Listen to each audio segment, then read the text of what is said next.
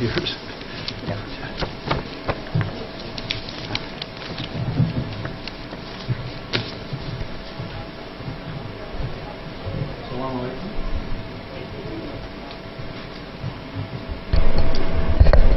Assalamu alaikum. Thank you. Welcome to this special session. We have 45 minutes, and I think both of our presenters are prepared to speak within a time frame of about 20 to 25 minutes. And we'll let them speak first, if I may, and then hope to have a little time at the end in which we may take some questions or think about summarizing some of the important themes from what we've heard in their presentations. I will begin by asking Professor Hunt to speak. Professor Margaret Hunt from UPPsala University will be speaking on rational religion and anti-conversion projects, 1750 to 1939. Pir Shah Abu Bakr SIddique in global comparative perspective. And I believe Professor Hunt would prefer to speak from the table, so we'll work from there. Testing. Assalamu alaikum. This talk looks at the way some modern religious reformers defined religious purity and how they tried to safeguard that vision in the face of spiritual danger. Now, obviously, this is an age-old issue, but many people would argue, including many at this conference, that both the nature of the problem and the available solutions changed in the modern era. I am grateful to several previous speakers, especially Professor Sugata Bose, for having offered some working definitions of modernity. Modernity being the big things that make our lives very different from that of our ancestors. The features of this unfolding process of modernity are most important for this talk. The ones that are most important are the following: mass communication, especially the printing press and political journalism, a stress on personal choice and individual autonomy in matters of religious faith and love, and especially for women in the realm of education, work, and personal mobility, fast rising literacy rates, new visions of political possibility that expand beyond the family, the village, and the neighborhood, and finally, the political, military, and cultural intrusions of Europeans of Christian heritage onto a very large part of the globe. In this talk, I try to think comparatively about what living in modern times might have meant for people of faith and action, as Abu Bakr SIddique was. But it is less about Abu Bakr SIddique himself than about the larger global networks of constraint and possibility in which he and others like him lived. The trend or set of tendencies I want to focus on has sometimes been called rational religion and sometimes modernizing religion. The term rational religion, which is the one I'll use, was coined by scholars of religion to describe some striking similarities of approach found across a number of different religious traditions in the early modern and modern period. That's roughly 1500 to the present. Now, such broad brush approaches to religion clearly have their problems. One of these is that they are too general and, if I may say so, too coldly analytical to capture the spiritual depth and complexity, the mysteries of real faith. And as an aside, this is one reason why this commemoration, which brings together both people of faith and academics, strikes me as a very brave but hard thing to do, both spiritually and intellectually. Another problem is that rational religion has sometimes been represented as being more monolithic than it actually is. In fact, rational religion is but one, albeit an important strand within modern religions, and it has always been controversial because it often seeks to abolish spiritual and devotional practices that many people are very emotionally invested in. It is for good reason that its champions are often accused of throwing out the baby with the bathwater. Moreover, a blanket term like rational religion might make you think that people who follow this path all get along. Whereas in reality, there are so many versions of rational religion, and the spiritual stakes are so high that reformers are much more often at war with each other. Can you hear, by the way, with this? Good, okay. Still, what the concept does do is to help us grasp some of the common threads that animate seemingly very different faith systems as they have confronted the massive changes in the human condition that we call modernity. And to that extent, it may help foster more ecumenical thinking and interfaith understanding, which in today's world is certainly a good thing.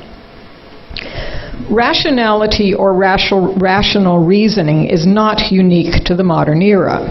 Some of its standard meanings, such as reasoning that is consistent with the evidence of nature and reasoning that is logical and systematic, go back at least to Aristotle. And arguments about the dangers as well as the exciting possibilities of reason or rationality when put up against divine revelation have preoccupied theologians for more than 2 millennia, not just within the Abrahamic religions, but in a number of other faith traditions as well. So when one uses a term like rational religion, it should be with the understanding that the theological and devotional preferences it describes often have very ancient roots, though it is also true that in most faiths they've tended to be more freely and systematically pursued in the modern era than they had previously been. So what are the characteristics of rational religion across a number of different faiths? First, rational religion tends to place a very high value both on holy texts and on human reason. Over the period 1500 to 1900, holy books became more and more to be seen as sites in which God's intention could be understood through human reason and careful reading. Importantly, this was often accompanied by the belief that lay people and non-scholars, not just priests or the ulama, could and should exercise reason in relation to the holy texts, at least if they were literate. And it's in this context that the translations of holy texts into vernacular languages, which many, many faiths, not just Islam, is engaged in the 19th century, is crucially important. Now, this formulation of the holy book read rationally works especially well for faiths such as Judaism, Christianity, and Islam that actually possess a central holy text or texts.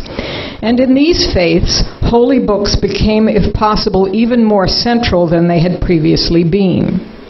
But even in religions that lacked universally accepted sacred texts or disagreed on which ones were really holy, such as Hinduism, Jainism, Zoroastrianism, Shinto, and others, the 19th century saw concerted efforts from within and outside these faiths to identify, systematize, and canonize a body of holy writings and to set the faithful to reading them in larger numbers than ever before.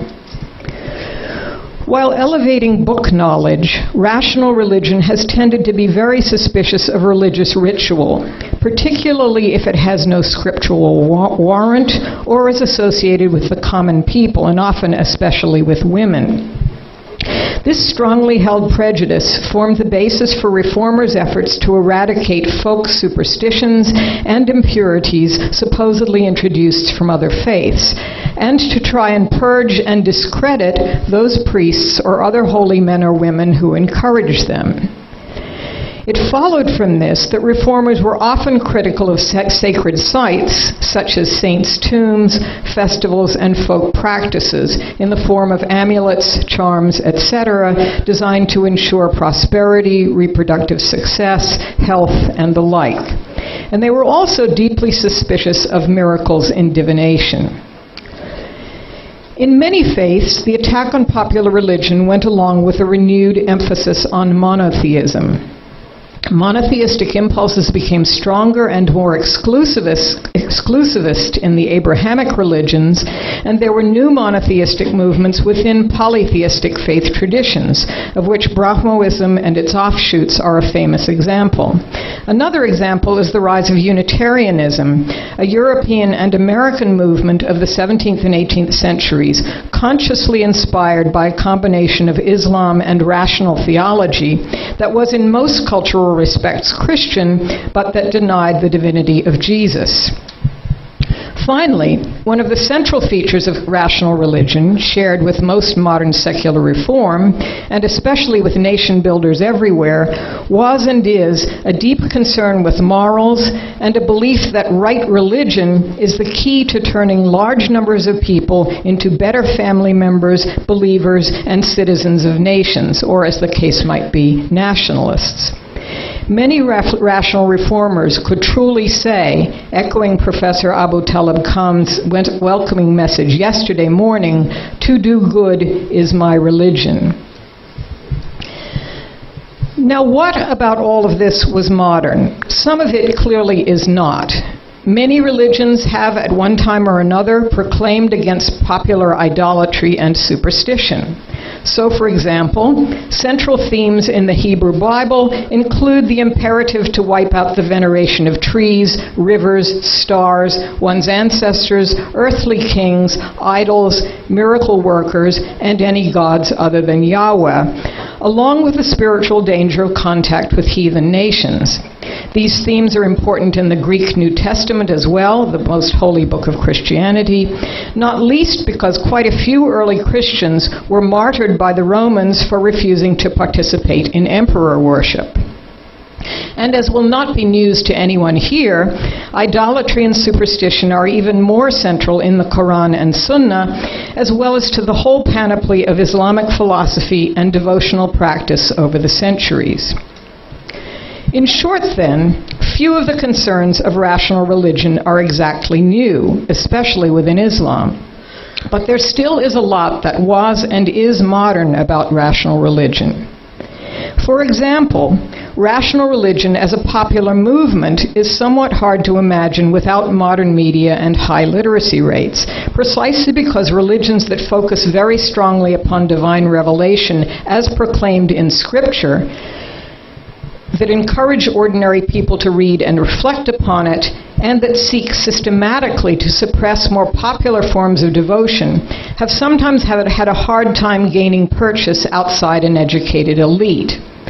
That is also why missionaries in many faiths have historically tended to rely initially as much or more on wonder-working than on holy texts, especially when trying to persuade illiterate people. But in the modern world, as literacy rates have risen to heights never before seen in the history of the world, religions that focus intensely on holy books have not only flourished, but have had a mutually reinforcing relationship to mass education, one of the key ideals of modernity. Another modern feature of rational religion is the belief that magic and superstition are not just sinful, impure, and polytheistic, but they actually are not tenable on rational or scientific grounds. Surely this is part of the reason why Abu Bakr SIddique and his associates were so open to teaching modern subjects like science and math in the madrasas. It was not just a desire to empower the Muslim community and help students fit better into the modern world, though it certainly was that too.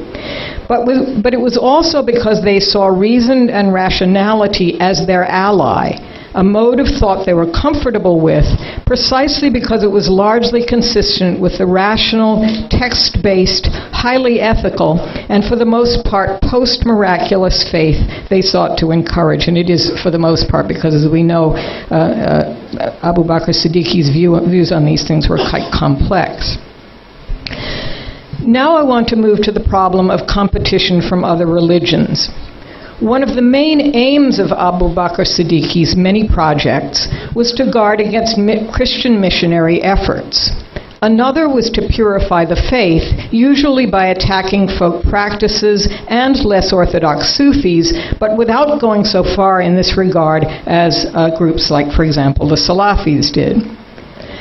Thus, like so many such efforts, the group's public reason for being had to do with threats from other faiths, notably Christianity and Hinduism, but it was at least as deeply involved in a project of monitoring other Muslims as a way of creating a faith that would both help people to salvation and fit them to operate more effectively as individuals and a community in the modern world.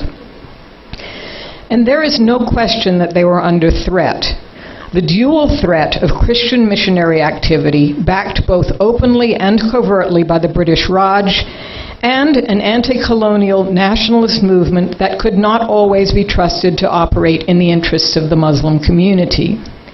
To this would have been added the modern dilemma of people falling away into secular indifference as local bonds to family and community were replaced by larger loyalties. These were among the complex of problems that Abu Bakr SIddique and his associates were responding to in the early decades of the 20th century. So what did other modernizing faiths, both Muslim and non-Muslim, do in the face of comparative challenges? The Zoroastrians form an interesting comparison group. During the late 18th and 19th centuries, they were under heavy pressure from Christian missionaries, not least because of the Parsis' long association with the British East India Company. Iranian Zoroastrians were under still heavier pressure to convert to Islam, and to a greater extent than Muslims, their sacred writings were vulnerable to the manipulations of Western Orientalist scholars, some of them actually Protestant evangelists. Moreover, like both Hindus and Muslims, elite Parsi families valued the modern education offered in British schools, but were deeply disturbed at the sometimes heavy-handed attempts at conversion. One response to this was to found their own schools. By the mid-1850s, almost 1,300 boys were attending schools started by a prominent Parsi philanthropist, and around the same time, the Parsi community also set up 9 schools for girls, at least 3 of them for Hindu girls and others for Parsi girls.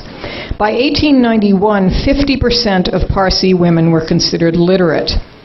At the same time, Parsis in Bombay set up an organization tasked with improving the condition of Zoroastrians in Iran, with goals such as eliminating the jizya tax, stopping violence against community members at the hands of Muslims, and offering financial assistance to Iranian refugees. Like Muslims, the Parsis also commissioned and circulated works refuting Christianity and responding to the attacks on Zoroastrianism by Christian missionaries. They also rethought their faith, or at least some of them did. As with other reform efforts, this was very controversial. In earlier times, some Zoroastrians had responded to Muslim successes at conversion by representing Zoroaster as a prophet very much on the model of the Prophet Muhammad. In the 19th century, partly in response to attacks by Protestant Christians, Zoroastrians began to lay far greater stress on monotheism. Moreover, both in India and a bit later in Iran, they began de-emphasizing ritual, talking a great deal about superstition, and laying a far greater emphasis on the social function of religion, viewed as training ethical individuals and good citizens in a modernizing world. What had begun as an act of self-defense against Christian missionaries, writes one scholar, developed into a comprehensive reform movement which fundamentally reshaped the way that individual Zoroastrians understood their history and their religious customs and practices. Some of this was clearly modeled after Protestant, Christian, and Islamic notions of what a modern religion was, but it also reflected a great deal of agency and self-construction by Zoroastrians themselves as they sought to build a strong, self-directed community in a modern environment. Another example of a movement that bears some similarities to the work of Abu Bakr SIddique began about a century earlier in the Sokoto Caliphate, an extensive territory carved out in West Africa by reforming Fulani jihadists in the opening decade of the 19th century. Uthman bin Fudi was an Islamic preacher, scholar, poet, and Sufi of the Qadiri order, who became increasingly disgusted with the then reigning Hausa elite, who were, in his view, neglecting their religious duties and endorsing too many animistic practices drawn from African religions. In 1804, he called a jihad, and he and his allies succeeded in conquering a wide swath of what is now Nigeria. But the person I want to focus on here was his daughter, Nana Asma'u, a scholar, poet, and missionary named, by the way, after Asma bint Abu Bakr SIddique, daughter of the companion of the Prophet. With her relatives in control, Nana Asma'u took on the task of a teacher of women and played a major role in spreading Reformed Islam across the Sokoto Caliphate, as well as creating loyalty to the new regime. Specifically, around 1830, she started an educational network devoted to teaching literacy and right religion to women. It was called the Yantaru Sisterhood, and it is still in existence to this day. These groups of women traveled widely about the caliphate using poetry and mnemonics in local languages to convey proper Islamic practices to other women in their homes. Women in this cadre bore the title Jaji, or leader of the caravan, and wore distinctive dress and headgear meant to symbolize their role as female leaders. Nana Asma'u's women's order reflected her family's commitment to Qadiri Sufism and probably utilized Qadiriya networks across northern and western Africa. And like educational reformers before and after her, she too was concerned to purify the faith, including teaching women that it was wrong to engage in rain-making rituals or use amulets and charms to ensure fertility or ward off disease. In addition, in a sort of feminist vein, she tried to discourage women from defaming and undercutting other women. She's a very interesting person and a good poet as well. This is an especially interesting case because it was very common for supporters of reform, whether Muslim or not, to complain that women were more ignorant and superstitious than men, which is hardly surprising if rational religion is the aim, given that women had and still have less access to literacy or to sacred texts and less authority to interpret them than men do. So women tended to be seen as a problem by reformers and consequently were often included in projects of educational reform. Yet it is rarer for these movements, these programs, actually to be initiated and led by women, though Rachana Chakraborty gave us yesterday some interesting examples of some movements in Bengal that were led by women, but in other places it's fairly rare. It is also of interest for what it tells us about the state of affairs in the Sokoto Caliphate, which is sometimes seen as a sort of throwback to the early centuries of Islam, or even a society isolated from global influence or modern times. In fact, Nana Asma'u's career overlapped with the early incursions of Europeans into the region, initiatives that ultimately, in 1904, would result in British conquest of the Caliphate. And the Caliphate was in no way isolated in Nana Asma'u's time. For one thing, they had gunpowder weapons. There's all sorts of ways, actually, that they were quite modern. They were also very well connected through religious networks, including the Qadiriya linkages to other parts of Africa and obviously to Mecca. And its leaders were well aware of the territorial seizures and growing influence of Europeans, particularly the British, both in Africa and further afield. There were no Christian missionaries in the Sokoto Caliphate, but one of the few Europeans allowed into trade, an Englishman, later reported that he was suspected of being a spy and that people believed the British would try to take the Caliphate just as they had India. Thus, there was already a growing sense of unease and encirclement by infidels and foreigners that turned out to be all too prescient.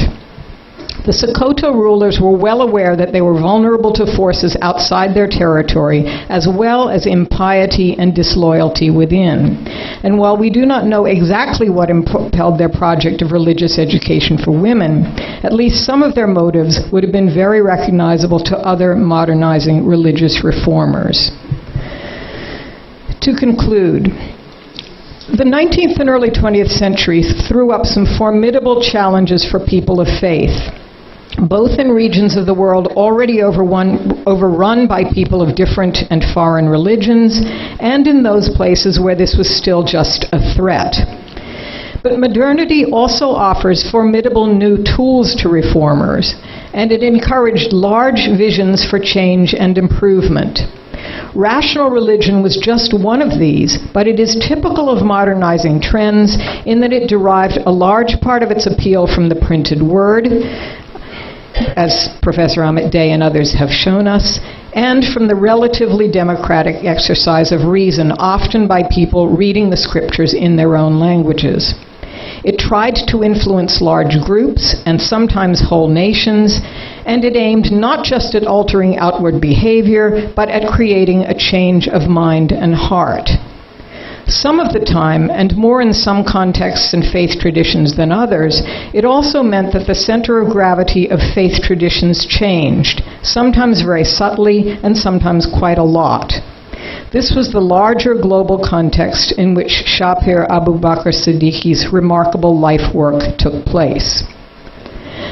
Let me finish with a small word about the challenge of putting together academics and people of faith, disciples, in the same room and trying to get them to do something other than talk past one another. We might be inclined to think that the two groups represent the poles of rationality and faith, and that is why we sometimes have a communication problem. But I believe that is wrong. Professional intellectuals, professors, jurists, and so forth, and people of faith both wrestle constantly with the